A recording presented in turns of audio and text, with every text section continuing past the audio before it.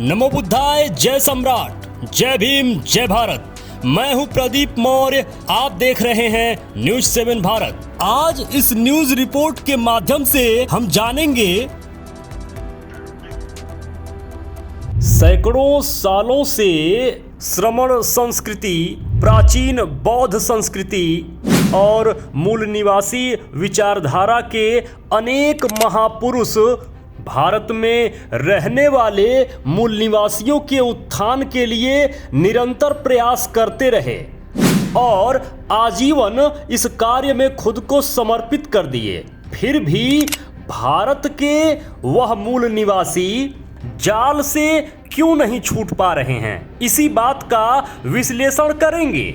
इसे ऐसे समझिए कि मनुवाद के गोद में बैठकर मनुवाद का विरोध कर रहे हैं। दूसरे शब्दों में, ब्राह्मणवाद की गोद में बैठकर ब्राह्मणवाद का विरोध कर रहे हैं। इसीलिए सफलता नहीं मिल रही है और साल दर साल मूल निवासियों का शोषण उसी प्रकार हो रहा है। बस समय के साथ साथ तरीका बदल जाता है शोषण करने का। वीडियो अंत तक जरूर देखिएगा, जिससे पूरा मामला आप समझ पाएंगे कि असल में भारत के मूल निवासियों का उत्थान संभव क्यों नहीं हो पाया।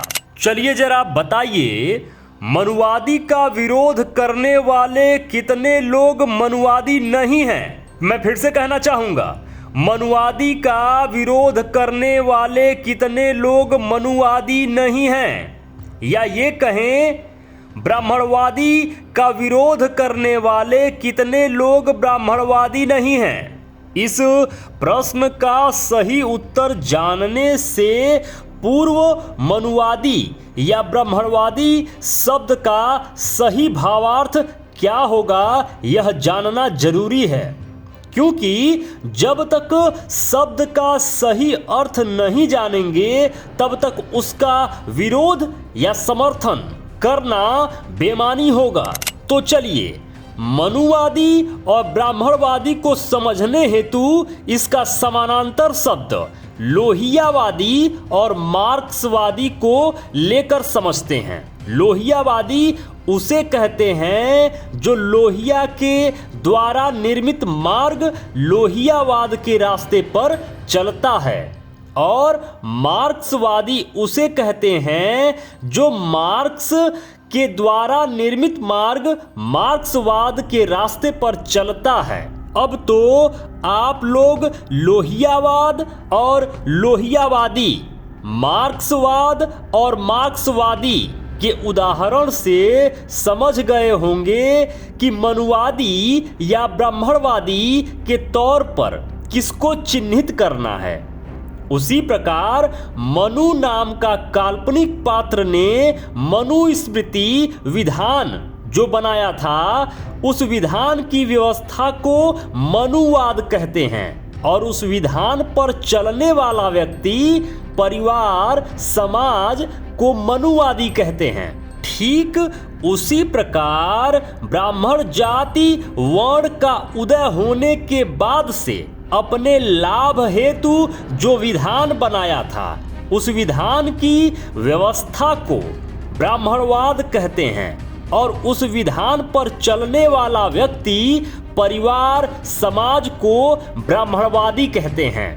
तो जब भारत के मूल निवासी, भारत के श्रमण बौद्ध जब आज भी उनकी व्यवस्थाओं को मान रहे हैं, उनके तौर तरीके से चल रहे हैं, तो वह भी तो एक प्रकार से मनुवादी हुए, एक प्रकार से ब्राह्मणवादी हुए।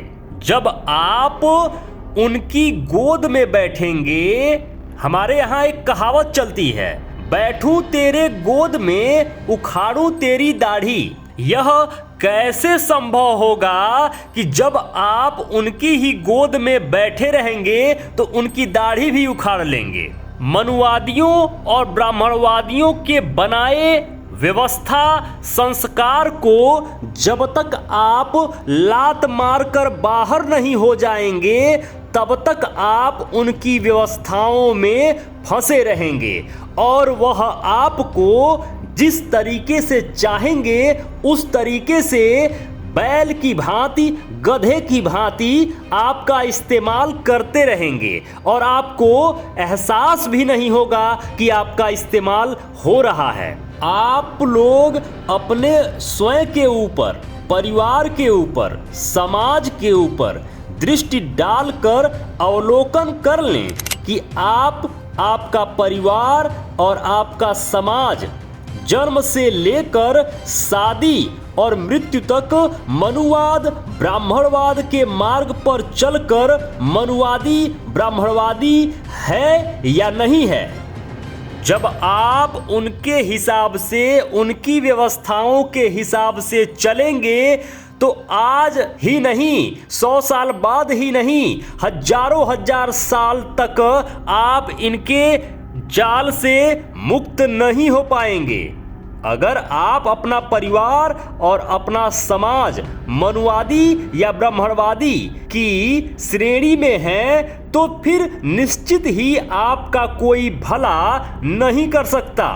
दोषी आप हैं और आप झूठे ही किसी दूसरे को दोषी बनाकर मनुवादियों के गोद में खेल रहे हैं। यह बात भारत देश के भोले भाले श्रमण लोगों को, बौद्ध लोगों को या यूं कहें भारत के मूल निवासियों को समझ में नहीं आता। एक दो नहीं, सैकड़ों महापुरुष इनको समझाते समझाते मर गए, लेकिन भारत के मूल निवासियों ने जैसे कसम खा रखी है खुद का शोषण करवाने के लिए।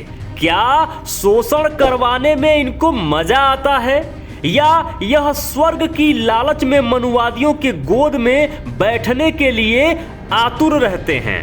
भारत के मूल निवासियों का उत्थान जब तक यह ब्राह्मणवाद और मनुवाद को लात मारकर घर वापसी नहीं करेंगे और बुद्ध धर्म का पालन नहीं करेंगे, उसके संस्कारों के हिसाब से नहीं चलेंगे, तब तक यह मूल निवासी जाल में फंसे रहेंगे, आज भी और 100 साल बाद भी।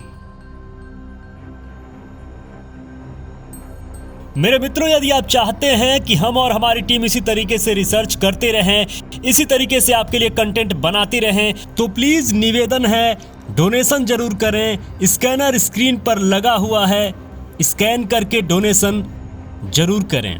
जो भी मित्र अभी तक इस चैनल को सब्सक्राइब नहीं किए हैं, प्लीज निवेदन है अभी के अभी चैनल को सब्सक्राइब कर लीजिए। लाइक करके हमारा उत्साह जरूर बढ़ाया करिए। कमेंट बॉक्स में जरूर लिखा करिए कि ये वीडियो आपको कैसा लगा। जो भी मित्र अभी तक इस चैनल पर बने हुए हैं, ये वीडियो देख रहे हैं, आप सबको बहुत बहुत मंगल कामनाएं। नमो बुद्धाय, जय भारत।